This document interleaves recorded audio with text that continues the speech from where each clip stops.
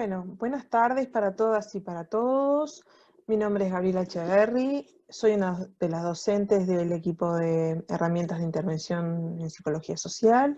Para mí es un gusto estar hoy grabando esta clase para compartirla con ustedes sobre un tema que efectivamente para mí es apasionante, que tiene que ver con una fuerte historia que me compone. Este, bueno, y tiene su soporte fundamental en lo que se denomina psicología social del Río de la Plata. Como ustedes van a ver, esta clase no puede ser pensada con independencia de las otras en las que han estado trabajando otros compañeros. Nos interesa que ustedes perciban esta posibilidad de ir articulando los distintos temas, de ir componiéndolos, y nos interesa que ustedes puedan irse dando cuenta o estableciendo nuevas conexiones entre todos los temas con los que vamos trabajando. Tengo unas diapositivas que voy a compartir con ustedes como para, bueno, generar un poco de composición mayor, generar un poco de trabajo con unas líneas, ¿verdad? Con un soporte, una ayuda a memoria para mí, y al mismo tiempo un acompañamiento para ustedes. Bueno, acá las voy a abrir porque las bajé, pero no las abrí todavía. Y bueno, así les paso más el PDF, que como formato es un poco más adecuado para que ustedes la puedan ver. Bueno, como dije hace un rato, este tema es un tema que a mí particularmente me gusta muchísimo, y bueno, me gustaría poder como transmitirles un poco esta pasión que a mí me compone cuando hablo de grupos y de grupalidad. Quiero comenzar estableciendo como las bases principales de estas conceptualizaciones, de esta técnica, si se quiere, de este modo de abordaje de lo grupal. Para nosotros el centro principal de este módulo y de este tema tiene que ver con herramientas concretas, con tecnologías concretas que ustedes van a ir aprendiendo y van a poder usar en el tránsito después de su ejercicio profesional o académico, y bueno, o inclusive en el propio tránsito del resto de su tránsito, valga la redundancia, por la Facultad de Psicología. Quiero decir con esto entonces que vamos a pensar algunos dispositivos de intervención. ¿Cómo vamos a pensar estos dispositivos? Como tecnologías que fueron inventadas en determinados contextos históricos, en determinados momentos, en determinadas situaciones, y que tuvieron relevancia en la vida de esos contextos. Es decir, son unas tecnologías que tuvieron un fuerte impacto en lo que fue la vida académica, social y política de los lugares en donde se produjeron. Bien, entonces vamos a ver. Como dije hace un ratito, cuando recién empecé, esta idea de grupo operativo es una invención que tiene su origen, su fundación, digamos, en lo que se denomina la psicología social rioplatense, que en nuestro país, si bien se originó estrictamente en la Argentina, en nuestro país tuvo un impacto importante, tuvo una fuerte impronta en la formación y en el trabajo de muchas y muchos psicólogos. ¿Por qué, digamos, quiero destacar esto? Bueno, porque en principio la perspectiva pilloniana tiene un soporte social muy fuerte. Es decir, que es una perspectiva que se sostiene en la idea, en la posibilidad del cambio y de la transformación social, ¿sí? En ese sentido, Pichon Rivière fue un pensador bueno, yo diría que fue más que un pensador, pero bueno, esa palabra capaz que puede abarcar algunas de las cuestiones principales de la vida de Pillon, que no fue neutral frente a las situaciones sociales y políticas que se vivían. Es decir, que generó una manera de ver los fenómenos, una manera de moverse en el mundo, generó estas tecnologías de trabajo, para con las personas, eh, cuyo horizonte principal era el cambio social planificado. Y entonces quiero insistir en esta idea de que Pillon no era neutral, ¿no? No estaba ajeno a lo que pasaba, al contrario, y procuraba ir pensando sobre las cosas que pasaban en la vida cotidiana de las personas. Este, Efectivamente, la invención de la técnica de grupo operativo o de la concepción operativa de grupos como un modo un poco más amplio de pensar este abordaje, se produce a partir de una experiencia realizada en Rosario a fines de los años 50, a donde él fue con un grupo de colaboradores, de compañeros, de amigos, de compañeros del pensamiento, y fueron ahí llamados a la resolución de ciertos problemas que acontecían en la ciudad. Esa experiencia que está muy bien relatada en un texto que, si bien no está en la bibliografía, estoy segura que ustedes lo tuvieron que leer para Psicología Social, que es Conversaciones con Enrique Pillon Rivière, una larguísima entrevista que le hace Vicente Cito Lema, y ahí está relatada la experiencia de Rosario. No me quiero extender en eso, simplemente traer a colación que esa experiencia de Rosario, que es una experiencia de la vida, y una experiencia donde se pensaron cosas, se produjeron cosas, generó las condiciones de posibilidad para construir una idea, una técnica para el abordaje de las situaciones grupales. Entonces, fíjense que yo puse en las diapos un par de apuntes que me parece que son importantes como para, digamos, para subrayar, digamos, para tener en consideración. Lo primero es que en tanto tecnología puede ser pensada artesanalmente, porque, digamos, no es que Pillon se sentó en un laboratorio asépticamente, controló variables, estableció constantes y a partir de ahí produjo una teoría y una técnica. Muy por el contrario. Él se metió en el campo y a partir de estar en el campo fue que inventó este abordaje. Y bueno, y vale aclarar también que este modo de trabajo para Pillon estaba sostenido en la idea de praxis, que como ustedes saben es una idea que tiene un componente interesante del materialismo histórico y del materialismo dialéctico. Pillon era un marxista y usaba el marxismo como para poder entender y explicar algunas de las cosas que acontecían. Entonces de ahí la idea de praxis como para pensar esto de la movilidad permanente. Ustedes van a ir viendo en la medida bueno, que vayan estudiando y vayan siguiendo esta clase que muchas de las propuestas de Pillon para el abordaje de lo grupal, muchas de las propuestas estas que están enmarcadas en la técnica operativa de grupos, se caracterizan por la movilidad y por lo procesual, ¿sí?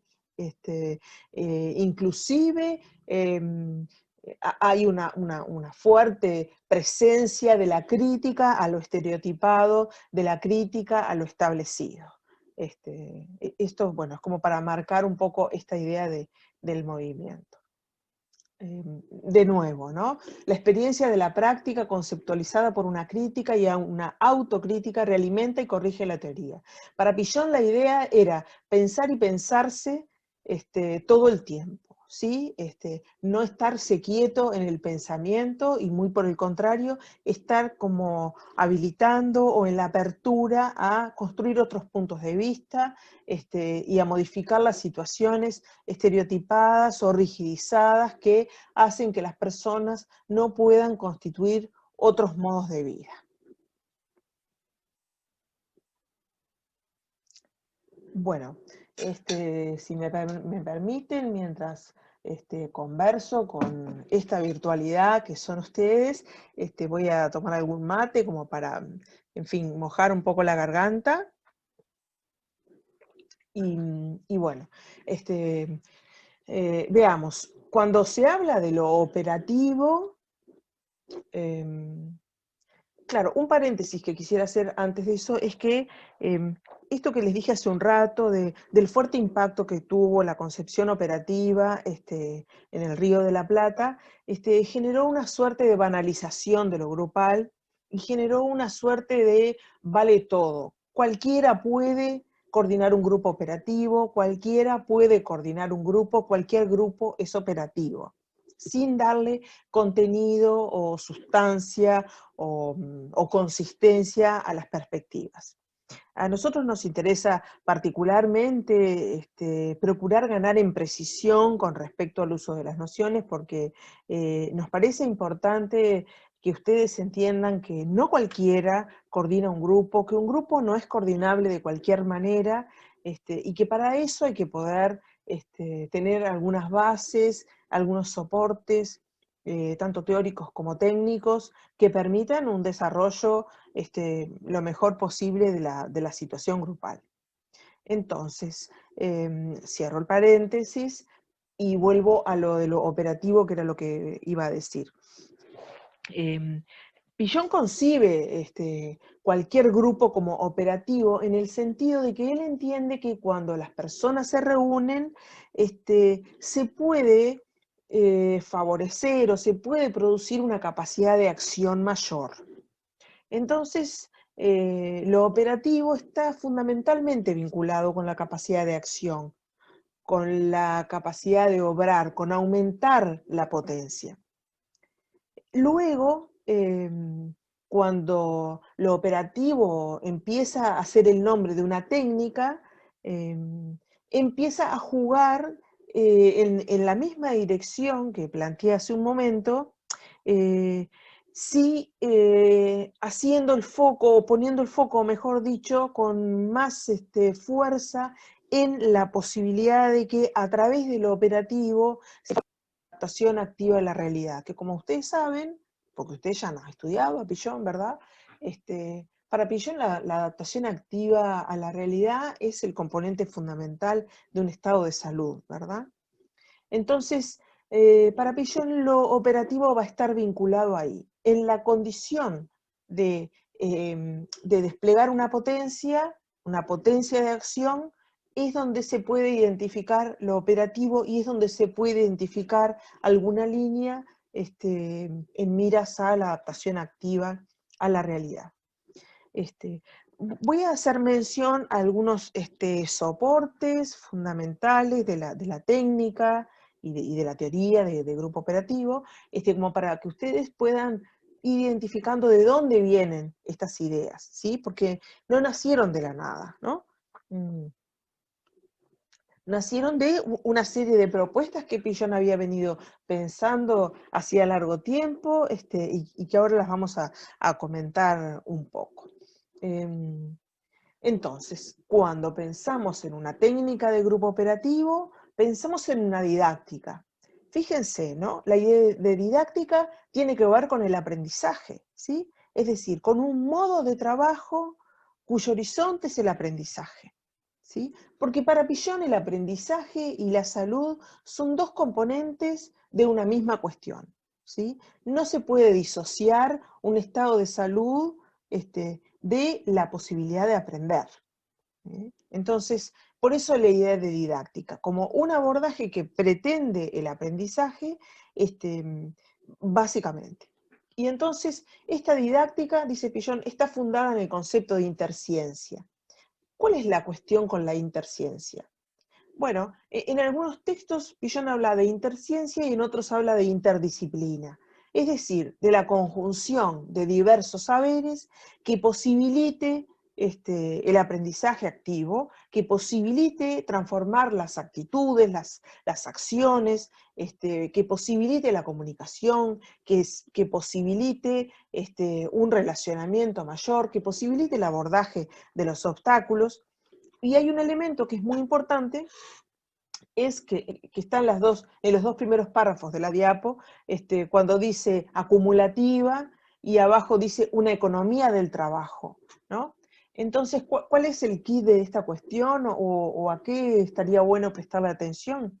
A que, según la perspectiva de Pillon, cuando las personas se reúnen para hacer X cosa, no importa cuál, cuando se juntan y se produce una situación grupal, se producen en general movimientos geométricos, en progresión geométrica. Imagino que recordarán la diferencia entre progresión aritmética y progresión geométrica de las matemáticas de cuando estábamos en el liceo. La progresión geométrica implica justamente la multiplicación. eh, Nosotros hoy día con otros autores podríamos hablar también de la multiplicidad, es decir, de capas que se van agregando y que van generando la constitución de un campo más complejo, más rico, más interesante, más conflictivo también, ¿sí? Entonces, ¿cómo podríamos resumir esto que acabo de decir?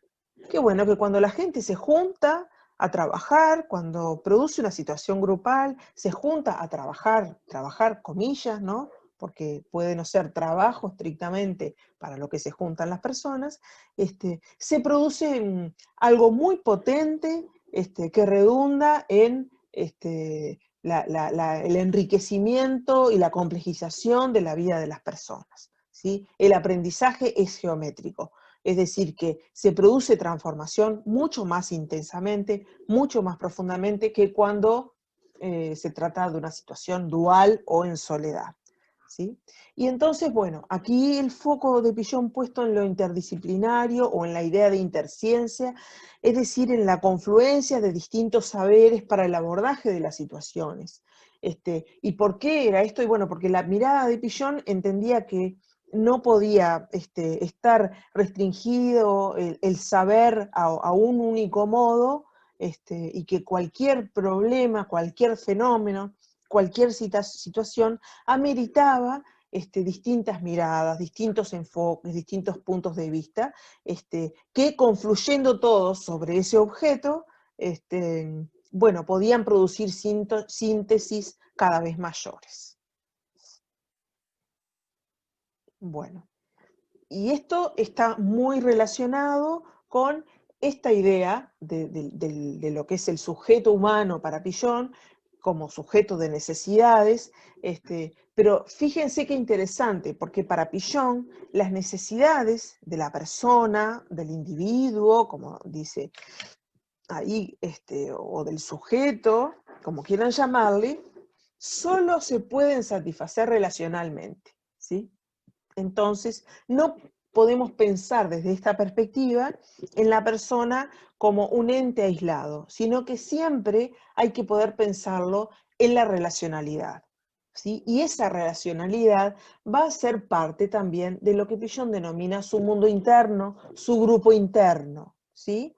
No, este modo, digamos, de concebir eh, a las personas, que nosotros lo vimos en Social cuando trabajamos en la crítica a los dualismos, cuando hicimos la crítica del dualismo individuo-sociedad, espero que lo puedan recordar. Pillon un poco esboza estas ideas también, capaz con algunas perspectivas que nosotros podríamos interrogar hoy día, pero de todas maneras, él para su época fue como, podríamos decir, un avanzado, en el sentido de que ya le dio lugar a esta idea de que uno no es uno, ¿no? Sino que uno está compuesto, habitado, tramado, por las relaciones, que lo constituyen las relaciones a uno, ¿no? Y por otra parte, la idea de producción también es muy importante, ¿no? Es decir, que no es que alguien nace como en un paracaídas, en un paisaje yermo, y bueno, y resulta que a partir de ahí se produce. No, la producción de un sujeto humano siempre es relacional, ¿sí? Y de cómo son esas relaciones, de dónde vienen esas relaciones, cómo se generan esas relaciones. Bueno, se generan por los tránsitos nuestros, por las familias, por los grupos, por las instituciones y por las clases sociales, ¿sí? No podemos obviar este elemento que es un elemento de crítica y de interrogación hacia la posición social y hacia cómo esa posición social, de alguna manera, también nos diagrama. Esta también es una idea de Piaget. Bueno, entonces, de a poco nos vamos adentrando en esta perspectiva. Les comenté un poco sobre las bases generales, ahora vamos a ir de a poco generando mayores niveles de precisión sobre algunas cuestiones. ¿Cuál es la idea de Piaget con respecto a la situación grupal? Y bueno, dice Piaget que cada uno tiene un ecro que es propio, ¿no? Es decir, experiencias, saberes, conocimientos, en fin, lo que se denomina esquema, referencial propio, que tiene que ver, que nosotros hoy día lo podríamos denominar como formaciones subjetivas, ¿no? Es decir, unos modos de pensar, de sentir, de relacionarnos, de actuar, que podríamos decir son propios. Pero ¿qué pasa? Es que cuando se juntan las personas en una situación grupal, la apuesta es a que se constituya un ecro común. Es decir, que cada uno de algún modo deje de ser quien es para ser con otros, de algún modo cada uno rompe o desarma su esquema referencial propio para constituir un esquema conceptual referencial operativo, propio del común denominador que se produce en una situación grupal, ¿sí? Entonces, este elemento, que es el famoso ecro, es un elemento central en esta conceptualización, ¿sí? Hay una transformación de lo que sería un esquema propio a un esquema común cuando se transita por una situación grupal. Y aquí entonces vale la pena marcar cuál es el esquema referencial propio de Piaget, ¿no? Ya les dije que estábamos comentando sobre algunas de las bases de su pensamiento. Aquí voy a traer algunos autores, que igual no están todos los que Piaget ha tomado, pero esto lo extraje, es una cita del texto donde Piaget hace referencia a esta idea de cómo está compuesto su propio esquema referencial, y entonces ahí encontramos ideas freudianas, ideas kleinianas, ideas lewinianas, y después también tenemos algunas ideas que Piaget toma de Mead, del interaccionismo simbólico, tenemos ideas que Piaget toma de Moreno, Latelet, que la vamos a ver más adelante. Es decir, él en su propio esquema entendía que era interesante poder usar estas otras perspectivas, esta idea de la interciencia o de lo interdisciplinar, es decir, de una serie de saberes que no todos venían de la psicología, pero que venían a aportar nuevos puntos de vista para la constitución de un nuevo esquema referencial, ¿sí? Bueno. Vayamos entonces a cómo Piaget-Rivière define o se aproxima a una definición de qué sería un grupo, ¿no? Aquí me acabo de dar cuenta de que dije qué sería un grupo para Piaget, ¿no? Si ustedes leen los textos que hay escritos por Piaget, aunque no está 100% claro, por lo menos para mí en este momento, si Piaget escribió todos sus textos. Hay quienes dicen que él no escribía, que él hablaba y que le tomaban notas. Hay quienes dicen que su segunda mujer fue quien escribió todo lo que él pensó. Después hay otros textos que son desgrabaciones de clases. En fin, son algunos mitos que se tejen en torno a la figura de Piaget. Y esos mitos son interesantes para pensar por qué a veces Piaget dice un grupo es, y a veces solo habla de la situación grupal. Y este elemento es importante porque particularmente me parece que es interesante interrogar la idea de qué es un grupo, ¿no? Porque, ¿qué es un grupo? ¿No? Si yo tengo que contestar a la idea de qué es un grupo, a la pregunta de qué es un grupo, me voy a imaginar que el grupo es. es decir, que tiene alguna esencia, que tiene algún centro, que tiene algún foco que lo define como tal. Y a mí me parece que en consonancia con la idea de dispositivo, que fue trabajada de manera muy interesante por otros compañeros, en especial por Fernando Garriel en una clase, lo que es más interesante es pensar qué produce una situación grupal.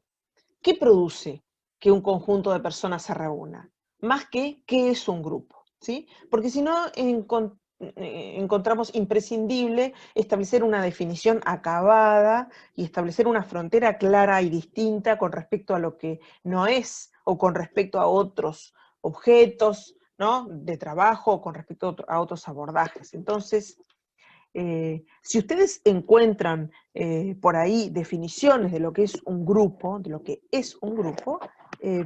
sepan que va a ser necesario identificar quién dice eso, ¿sí? Y quién habla, qué habla cuando aparece esa definición. Quiero decir con esto que definir un grupo implica una autoría, implica una concepción, implica una teoría. Entonces uno puede decir, bueno, para Pillon un grupo es, ¿no? O a mí me gusta más decir, para Pillon una situación grupal es, ¿no?, en vez de decir un grupo es, como si el grupo fuera una cuestión uniforme, ¿no? Entonces, para Pillon, un grupo, una situación grupal, se puede definir como un conjunto de personas que tienen una ligazón entre sí. Van a ver como que todos los elementos de esta definición son importantes. Un conjunto de personas ligadas entre sí por constantes de tiempo y espacio, articuladas por su mutua representación interna, que se plantean explícita e implícitamente una tarea que constituye su finalidad.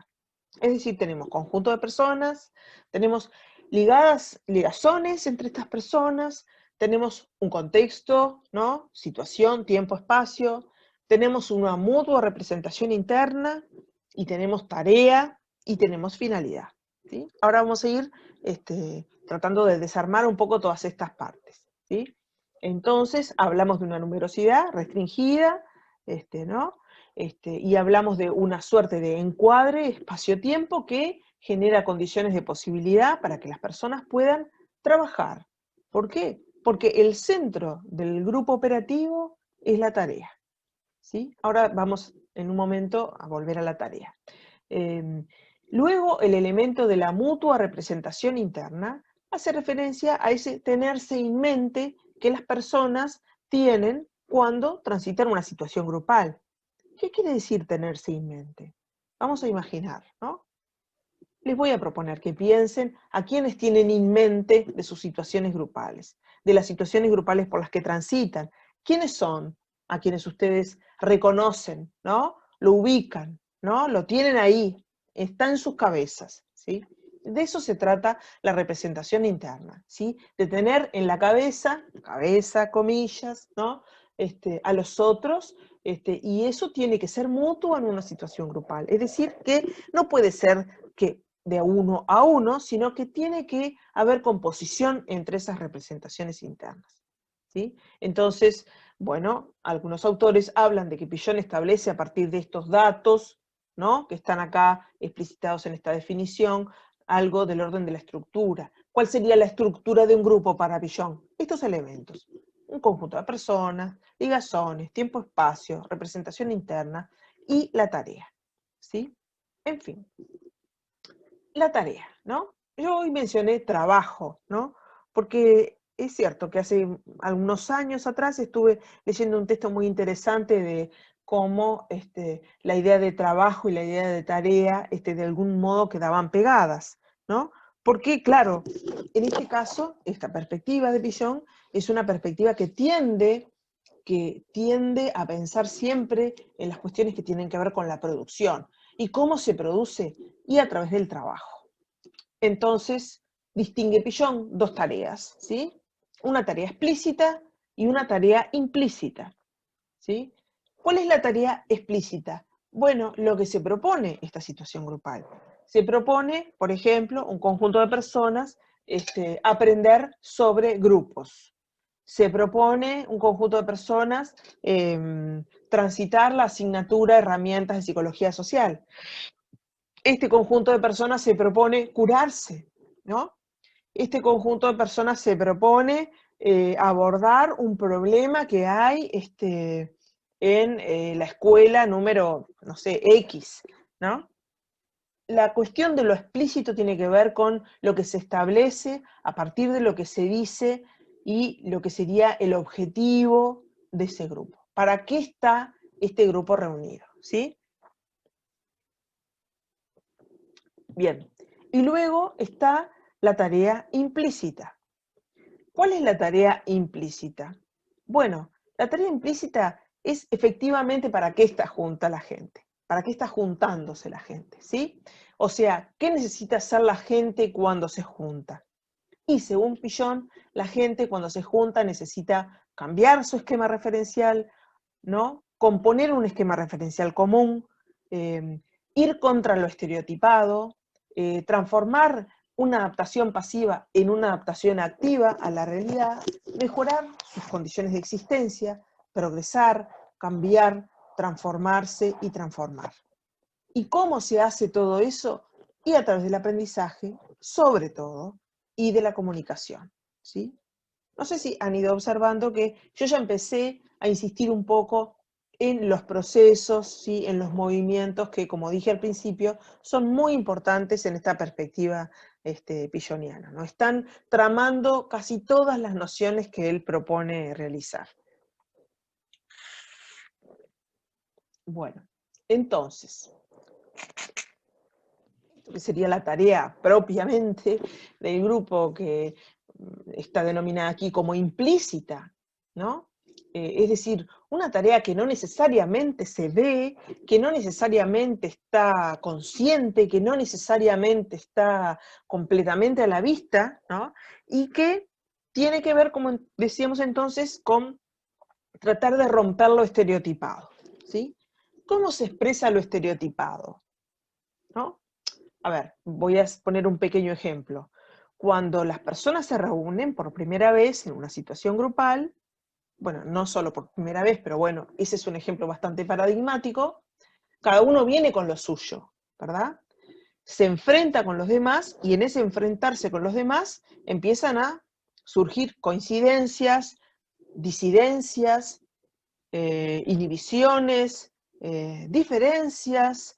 ¿Qué hago con todo eso que traigo? Con lo mío, con lo propio. Y eso empieza a cambiar de naturaleza, ¿verdad? Porque hay otras personas con las cuales tengo que poder construir modos de trabajo. Ese proceso, que dicho así parece muy fácil, es altamente complejo. ¿Por qué? Porque básicamente aparecen lo que Pillon denominó los miedos básicos, ¿sí? ¿Cuáles son los miedos básicos que aparecen, según Pillon, en una situación grupal? Y son el miedo a perder todo lo que tengo, todo lo que sé, ese de dónde vengo que me compone, ese esquema referencial. Ese miedo a perder configura una ansiedad depresiva. Y luego el miedo a enfrentarme a lo nuevo, el miedo a que lo nuevo me descomponga, me ataque, me amenace, me transforme de tal manera que yo, en fin, sea otra, ¿no? Ese miedo, que es un miedo muy fuerte también, produce lo que se denomina ansiedad esquizoparanoide. Entonces estas dos ansiedades, la depresiva y la esquizoparanoide, que son producto de los miedos, del miedo a perderlo todo y del miedo a que lo nuevo me descomponga, juntas de manera, esto que dice acá, cooperante, coexistentes, y juntas a la vez, configuran lo que se denomina la resistencia al cambio. Entonces, ¿qué pasa cuando las personas se reúnen? Dice Pillon, bueno, aparece básicamente una resistencia al cambio. Es decir, me resisto a cambiar, me resisto a transformar, me resisto a dejar de ser yo, me resisto a cambiar mis maneras de pensar, me resisto a componer con otros, me resisto a. ¿Sí? Entonces, la verdadera tarea, verdadera, capaz que no es lo más apropiado decir verdadera, pero lo que es la tarea exactamente más precisa para Pillon en un grupo operativo es la elaboración de esas dos ansiedades, es el abordaje de la resistencia al cambio para constituir otros modos de existencia que me permitan esto de la adaptación activa, esto de la transformación de los modos de vida, esto de mejorar los aprendizajes y la comunicación. ¿Sí? Esta tarea implícita o subyacente, como dice también en algún texto, no es que se produce de una vez y para siempre, sino que siempre se está produciendo, ¿sí? Porque en todo momento vuelven a aparecer cosas que temo perder y cosas que me amenazan, y bueno, y en esto de las interacciones y de las relaciones que se producen, efectivamente es interminable el abordaje de esta tarea, ¿sí? Por eso es la frase que dice ahí, es un hacerse y un hacer dialéctico, ¿no? Mientras voy haciendo, se hace, ¿sí? Acá podríamos usar también la idea de inmanencia, ¿no? Es decir, esta cuestión de que produce y al producir se produce. El grupo trabaja y mientras trabaja, se trabaja, ¿sí? Y el elemento de la heterogeneidad y la homogeneidad es sumamente importante que lo podamos considerar, ¿sí? Porque, ¿cuál es la idea de la situación grupal? ¿Un compuesto uniforme, idéntico a sí mismo? ¿Una masa amorfa? No, para nada. Es un compuesto de singularidades, ¿sí? A mayor heterogeneidad de los integrantes, de los miembros, de los participantes, mayor homogeneidad en la tarea y por ende mayor productividad. Desde la diferencia es que se compone con mayor precisión, con mayor complejidad, con mayor enriquecimiento, ¿sí? Este elemento, este aspecto es muy importante. Bien, sigamos. Y entonces, ¿qué pasa en una situación grupal? Bueno, pasa esto, pasa una tarea que es explícita, pasa una tarea que es implícita, y después dice Pillon que aparecen interjuegos de mecanismos de asunción y adjudicación de roles. ¿Por qué? Porque, bueno, cada uno viene con su propio esquema referencial, allí se compone un nuevo esquema, un esquema común, y en eso de que cada uno viene con lo suyo y compone algo nuevo, se producen cruces, se producen juegos donde el grupo, como tal, adjudica posiciones a sus integrantes y sus integrantes las asumen. ¿Por qué las asumen? Porque tienen condiciones para ello, ¿sí? ¿Qué quiere decir esto? Quiere decir que no cualquiera asume cualquier rol, ¿sí? Tiene que tener condiciones personales. Aquí Pillon habla de la verticalidad, es decir, la historia personal propia, el esquema referencial, las experiencias de vida, etcétera, que generan estas condiciones de posibilidad. Y a su vez, el propio proceso del grupo, lo que se denomina la horizontalidad, genera en ese cruce con lo vertical la asunción y la adjudicación de roles, ¿sí? Entonces, Pillon plantea que hay 4 principales roles que se adjudican y se asumen, ¿sí? Si yo quiero ser líder en una situación grupal, pero el grupo no me deja, no voy a ser líder, ¿se entiende? De todos modos, no se trata de un proceso voluntario, elijo ser líder. No, lidero porque tengo ciertas condiciones, ¿sí? Y porque el grupo de algún modo me empuja hacia ahí, ¿sí? Claro, a veces las palabras nos entrampan un poco. Yo me doy cuenta de que cuando estoy planteando estas cosas, capaz que podría quedar la idea de que estoy hablando de movimientos que son voluntarios o de deseos que son conscientes, y no, en general se trata de procesos que son inconscientes y que son de difícil visualización, ¿sí? Entonces, bueno, 4 roles principales distingue Pillon-Rivière. Un rol que es el rol que se ve con más claridad, que es el que se llamó o se llama el rol de portavoz. ¿Cuál es la condición principal del rol de portavoz? Y es, como lo dice la palabra, el que porta la voz, es decir, el que habla por el grupo. Es quien se anima o puede decir cosas que le pasan a otros, ¿sí? Por eso es el que porta la voz. Tiene una capacidad enunciativa y denunciativa quien asume un rol de portavoz. Insisto, asume porque le es adjudicado, ¿verdad? Eso es bien importante. Luego tenemos el líder. En algunos textos, Pillon distingue un líder de tarea y un líder de saboteo. Acá en este texto que tenemos para leer, el líder solo es un líder de tarea y es un líder, podríamos decir, propositivo. Es aquel líder que empuja o que favorece que la tarea se aborde, favorece el abordaje de ese obstáculo al aprendizaje, favorece el abordaje de lo estereotipado, favorece que se produzca el movimiento, ¿sí? Y por supuesto, quien lidera tiene sus seguidores, ¿no? Eso es importante saberlo. Y luego tenemos los otros dos roles, que son los roles más, comillas, negativos, porque son roles donde quedan depositados aspectos más negativos de la situación grupal, ¿no? Tenemos aquí al chivo emisario, que es donde se deposita, ahí sí, efectivamente, todo lo más negativo del grupo, todo lo complicado, el chivo emisario es aquel que termina siendo excluido, es aquel que funciona a veces de manera inadecuada o con cuestiones que no son pertinentes, es aquel que ocupa el lugar del loco, es aquel que ocupa el lugar de enfermo, es un rol que está cargado de negatividad, por decirlo de alguna manera, ¿sí?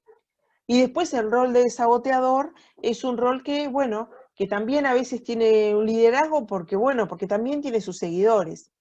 Y básicamente la función principal del saboteador es ir contra la tarea, ¿sí? Es aquel que es el abanderado de la resistencia al cambio, es aquel que siempre está en contra de cualquier proceso de transformación o de cualquier enunciación relativa al proceso de transformación, ¿sí? Ahora bien, ¿cómo es esto de que se adjudica y se asume? ¿Y qué cosas quedan en cada persona, en cada rol que se asume y que es adjudicado? Y qué cosas quedan, quedan ansiedades, quedan cuestiones que las situaciones grupales no son capaces de manejar. Eso es bien claro, por ejemplo, en la situación del chivo emisario, ¿no?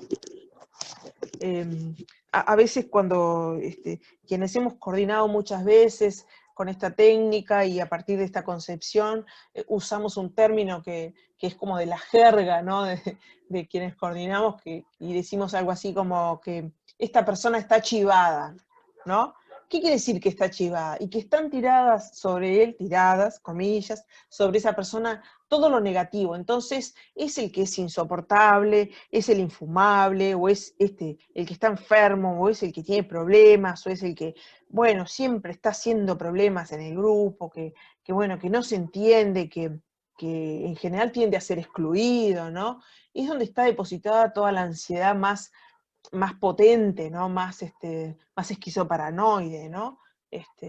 Y bueno, y habitualmente la idea que se genera en una situación grupal cuando aparece alguien que asume el rol de chivo emisario es que todo se va a resolver cuando el chivo emisario no esté más.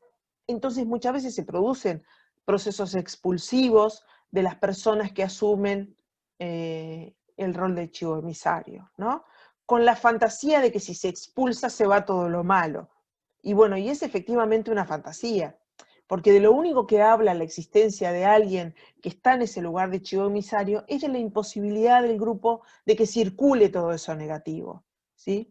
Claro, cuando hay alguien que está en ese lugar, bueno, los demás estamos todos bárbaros, porque total, el loco es él.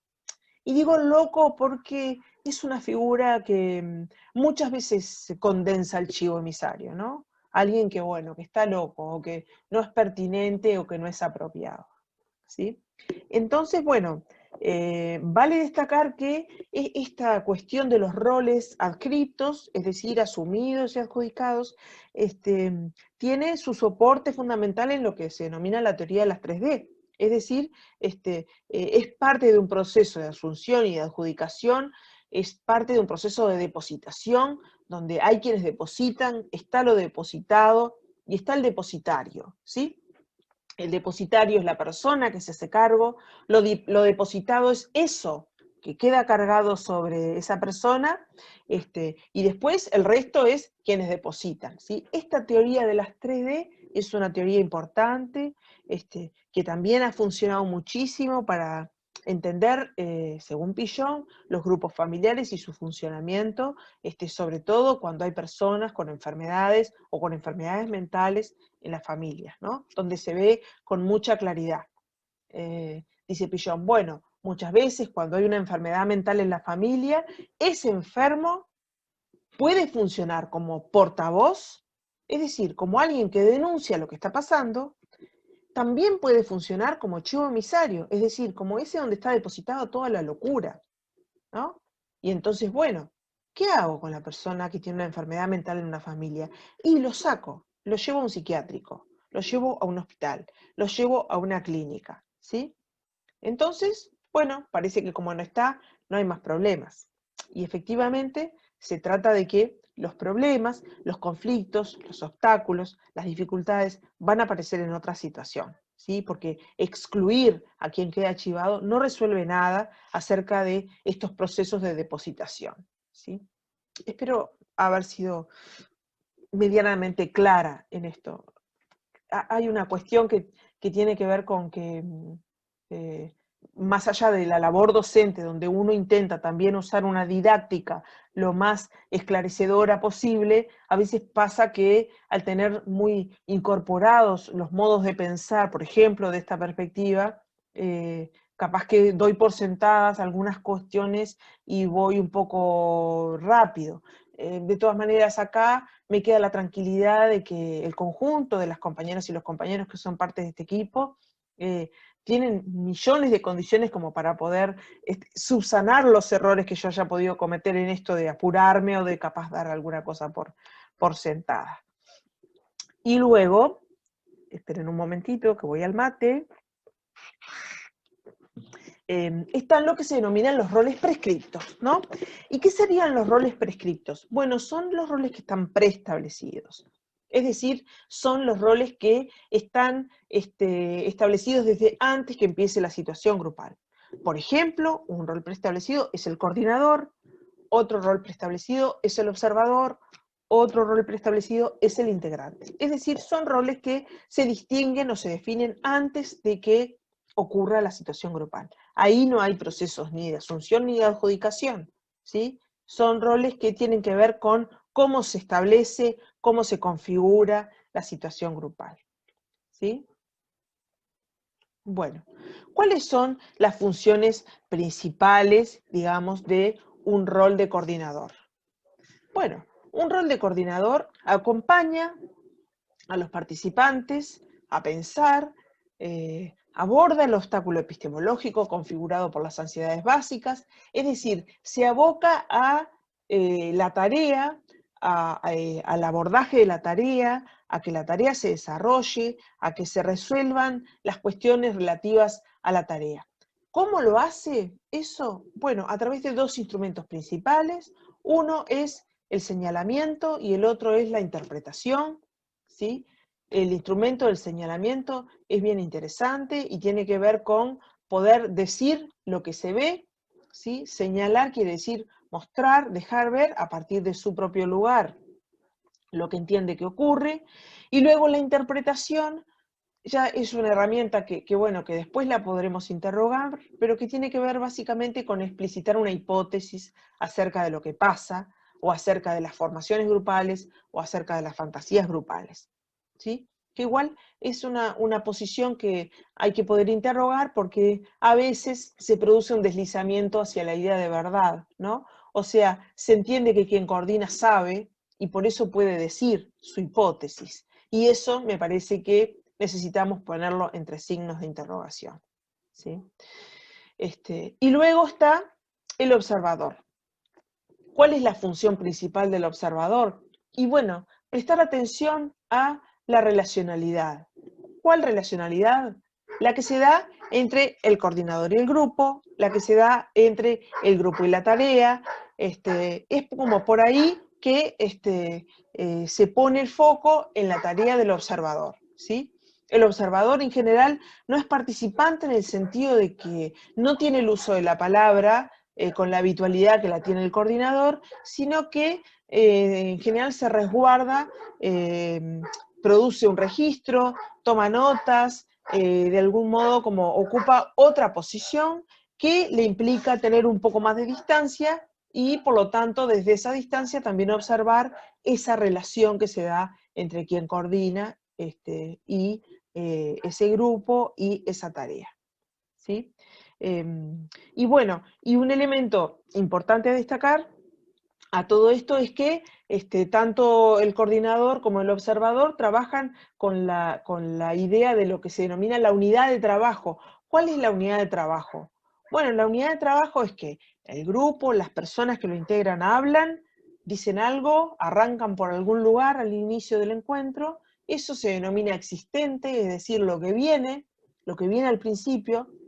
Luego, a través de la interpretación o del señalamiento que realiza el coordinador, se produce un nuevo emergente, es decir, que se generan las condiciones para que esté la movilidad, a partir, sobre todo, de la labor de quien coordina, ¿verdad? Ahí la labor de quien coordina es la que fomenta este movimiento entre el emergente, su intervención y el nuevo emergente. El emergente es una cualidad, es decir, es algo que deja ver lo que está pasando. También se puede denominar lo emergente, pero bueno, este es un detalle nomás que se me vino ahora a la cabeza. Y entonces, no es una persona el emergente, ¿verdad? Sin embargo, puede ser dicho a través de la voz de alguien. De todos modos, no necesariamente es algo dicho, también puede ser un gesto, un movimiento, algo que ocurre, ¿no? Un movimiento en una silla, unas piernas que se mueven, cualquier cosa, digamos, puede ser pensada como un emergente, siempre y cuando se entienda que en tanto cualidad da cuenta de algo de lo que pasa, ¿sí?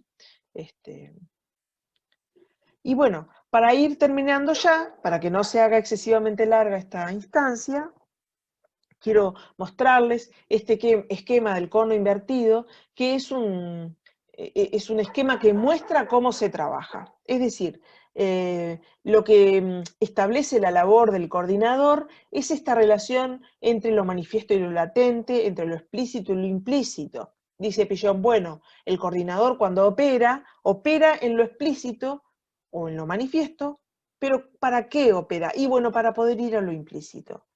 Dice Pillon, en cualquier situación grupal hay un proceso, hay un cono invertido, hay una espiral dialéctica, una movilidad que se da de manera permanente y que permite el abordaje del obstáculo que está habitualmente latente, es decir, que no está tan a la vista.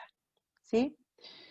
Bueno, ahora voy a cortar y en un rato voy a seguir, pensaba hacer 2 pequeños videos para que la clase no sea muy masa y que ustedes puedan ir como distinguiendo las distintas cuestiones que vamos trabajando y de esa manera se les sea un poco más amigable en fin, para considerar, para estudiar, para seguir la literatura, ¿sí? Así que, bueno, después seguimos.